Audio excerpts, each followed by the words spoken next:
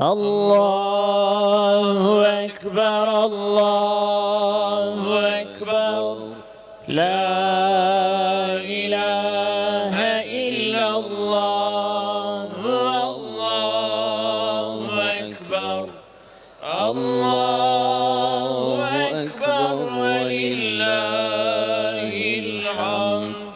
السلام عليكم ورحمة الله وبركاته ومغفرته وهدايته.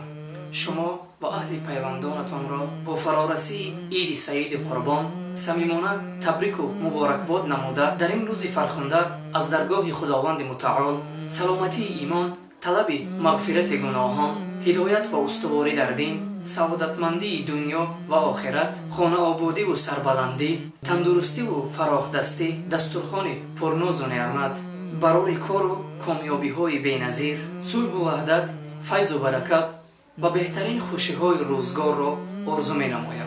بگذار خداوند بزرگ از برکات این لحظه های مبارک همه ما را برخوردار بگرداند.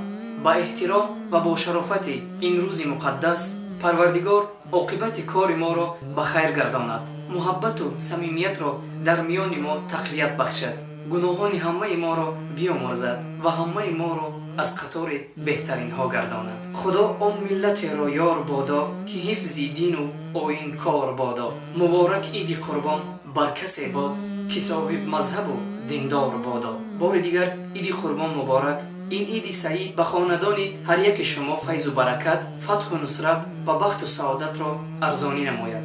و السلام علیکم و رحمت الله و برکاته. و در آخر همه یک جایه در حق حضرت پیغمبر صلی الله علیه وسلم صلوات بفرستیم. اللهم صل علی سیدنا محمد و علی آله و اصحابه اجمعین.